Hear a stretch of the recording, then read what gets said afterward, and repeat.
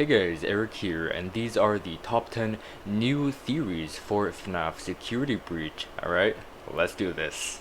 Up at number 10 is the theory that, similar to Toy Chica, Glamrock Chica can put on and remove her beak. At the beginning of the release trailer, it's shown Glamrock Chica walking by, beakless. People have speculated so many things about this scene, ranging from her eating pizza to salvaging to her looking for her beak. Two of those things can actually tie into Toy Chica. Toy Chica actually removed her beak when she leaves the show stage as a scare tactic to make her look more terrifying. And the other connection is the theory that Toy Chica places her beak inside the mangle in order to help build her back up. As we know, Mangle is a take apart and put back together attraction for the kids, so it would make sense to as why she'd want to help. Anyway, things could go similar here with Glamrock Chica. She may remove her beak to appear more as a threat rather than a sexy hunter. And instead of lending her beak to a friend, perhaps she just threw it off, and this scene in the trailer is of her looking for it after she's lost sight of us. And to be honest, during the gameplay portions, it almost shows like we were shown exclusively shots of her hunting us without her beak. But then again, she is quite danger prone to serious damage. And up number 9 is the theory that Glamrock Freddy might actually be Freddy Fazbear, rather than a counterpart of Freddy Fazbear. I mean, he is a counterpart after all, but this theory suggests that beneath Glamrock Freddy lies a Freddy from the past. When I heard of this theory, I immediately thought of Funtime Freddy, since they both share common traits. Chest cavities, their height, their shiny texture. In the Fazbear's Frights book, Count the Ways, this contained a Funtime Freddy with a chest cavity designed to do nothing but kill. And one function I wanted to tie into specifically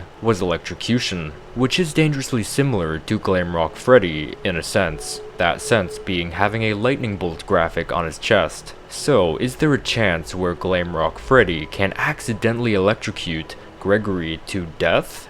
This can also tie into the theory where Glamrock Freddy will turn on Gregory and turn into an antagonist, whether it's on his own will or an infection caused it. And speaking of ties, we've also come up with a theory where the Funtime and Glamrock animatronics share a similar blueprints, that with their tall presence and shiny texture. But the real reason this theory was established was from the release trailer. It's shown an epic animation of each bandmate with their name, and people have noticed that the Glamrock Freddy portion displayed his name as Freddy Fazbear, which is quite odd since Glamrock Chica's name came with the Glamrock portion. I've mentioned this in a recent video, but there's two ways I see this. On the first hand, customers and consumers who know this franchise would automatically know and address him as Freddy Fazbear, not Glamrock Freddy. But in that case, wouldn't that go the same for Chica? I don't know. And up number 8 is the theory that the Glamrock animatronics get recycled every single week. I've been seeing this theory a little bit lately.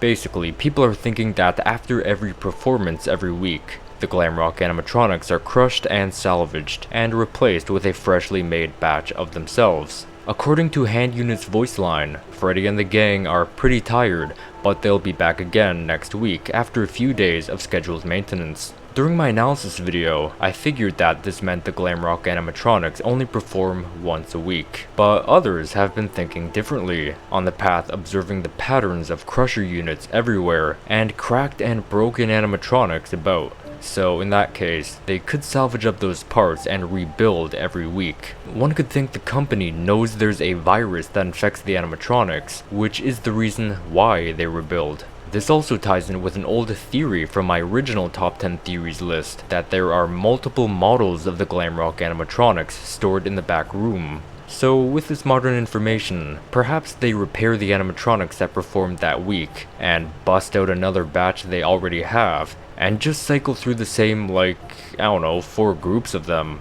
And up number 7 is the theory that Vanny and Vanessa are sisters, or if you'd allow me to rephrase that, Ness and Vanessa are sisters. I saw this theory from YouTube user iIvan25, and I honestly could kinda see this. So Ness has a history working under Fazbear Entertainment. Her sister, Vanessa, has no ties to the business. Ness has worked as a beta tester for the VR game, and later been transferred to the delivery service branch. During that, something's been going through her, resulting in her disappearance. That being, the glitch trap virus has taken over her. She's been acting strange in the office, and now she's at the Pizzaplex doing as her master says. I came to the conclusion that her sister, Vanessa, is now very suspicious to as what the hell happened to her sister. She's then gotten a job as a security guard at the new Mega Pizzaplex to discover the dark secrets behind the business and what happened to her sister, Ness.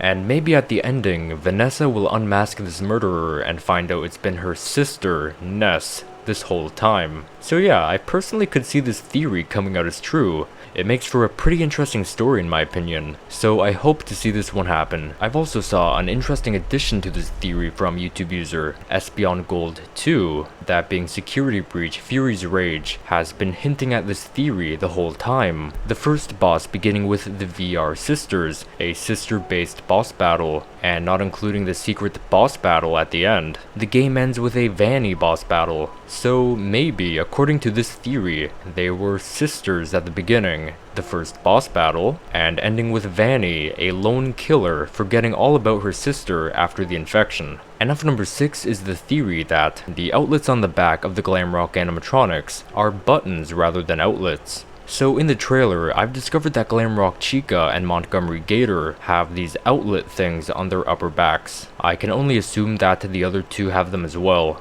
This theory comes from YouTube user Pastoroni Studios, claiming that the buttons on their backs look like something that are on the spring-lock suits. So there's probably been some imagery of this in a book that I've never seen. This button snaps open the suit, thusly allowing entrance inside the suit. As we know, spring-lock suits are made for both endoskeletons and humans to operate. The endoskeleton would just need 5 fingers. The Glamrock animatronics are likely not spring-lock suits. However, I wouldn't throw this whole thing out of proportion. According to theory number 8, where they're constantly getting salvaged and rebuilt, coming across some old parts that date back to the Fredbear's Family Diner days, and using them to build these new animatronics. And up number 5 is the theory that Vanny and Vanessa are the same character, but separated by Fazgoo. This theory comes from YouTube user AsThereYou. He Told Me Everything has shown that the host can still be active while the Fazgoo presence is alive. From what I know, the Fazgoo has different effects on everybody. In this case, during the process, Chris felt very woozy and drained,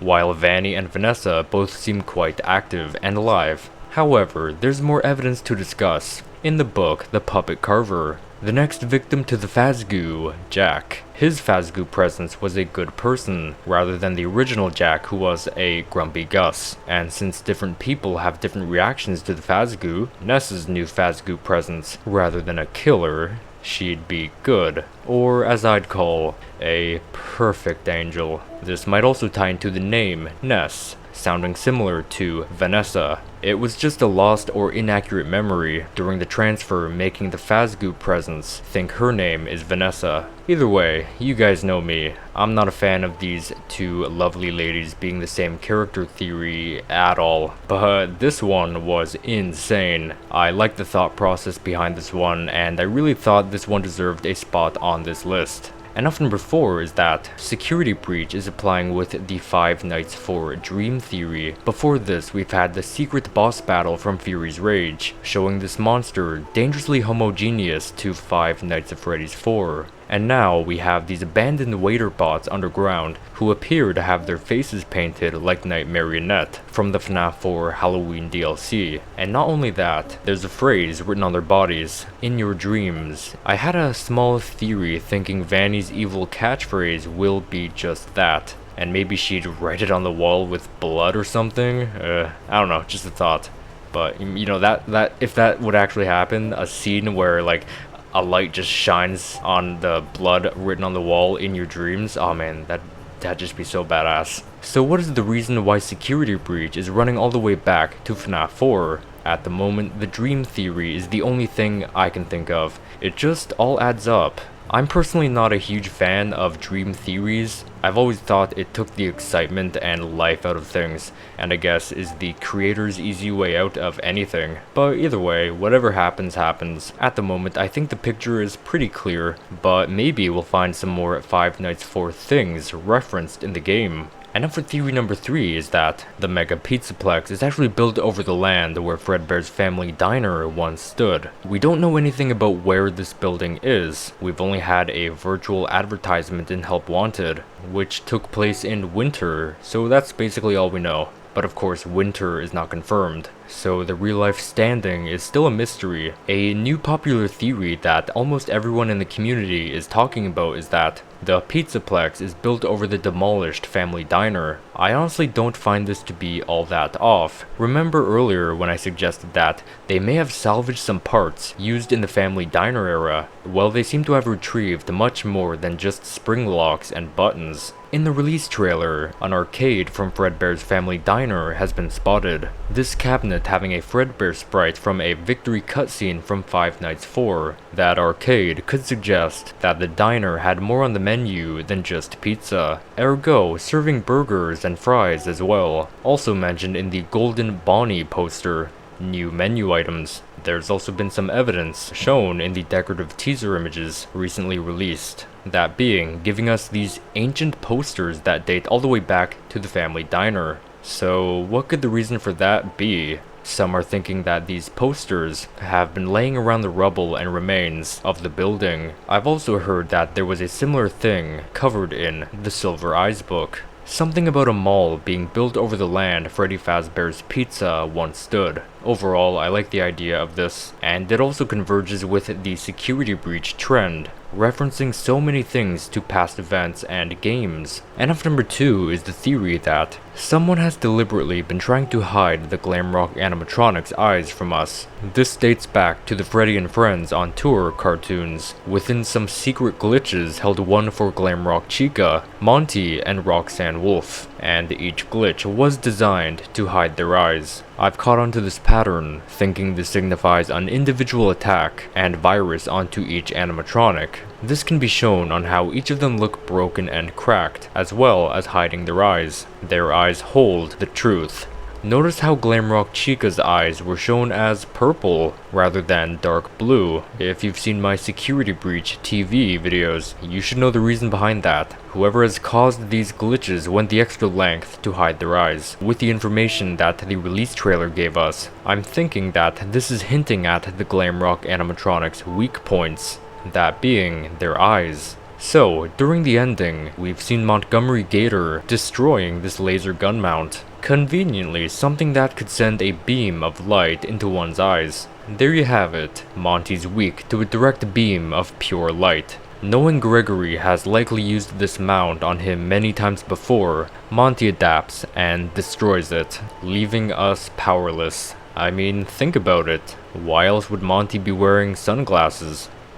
Just think about that for a while. But anyway, Roxanne's was pretty clear, just a flash of light from this camera. And now finally, for theory number 1 is that the Freddy and Friends on Tour cartoon is actually the Freddy and Friends 1983 show that was shown on the TV in the FNAF 4 Victory minigames. What was shown in FNAF 4 had all the same characters other than Fredbear himself. Here only showing 8-bit versions, rather than now, we finally see the full-on drawings. We know this cartoon is relevant to the diner because we've seen the date of the show, as well as the decorative teaser images, showing basically the exact same drawings we've seen in Freddy and Friends on Tour. This means the show was on while the diner was open. Both cartoons show Freddy singing, Chica holding her cupcake, and Bonnie playing guitar, matching exactly with the endings of the cartoons we've seen. Which leads me to my next point. So you may be asking, alright Eric, I see those connections, but what about the name our version has on tour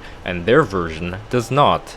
But yeah, personally, I've always thought that naming was A, showing us these are the same cartoons, and B, telling us that we're touring to the release date. This show took us on an episodic journey, each episode ending with a glitch in code, later taking us to a trailer, ending with the ultimate release of the game in said glitch in code. And even not regarding that, we do know that Fredbear's Family Diner does indeed have some ties to the Mega Pizzaplex, judging from these decorative teaser images. If that's not the tour Steel Wool intended on bringing us on, then I don't know what is.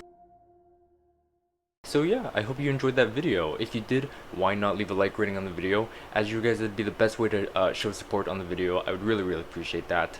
I know I said I'd remake.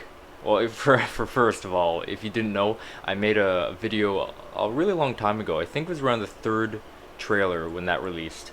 I made a video called Top 10 Theories for Security Breach. I said I would remake that, not remake that video, but do a new version of that video when the game came out.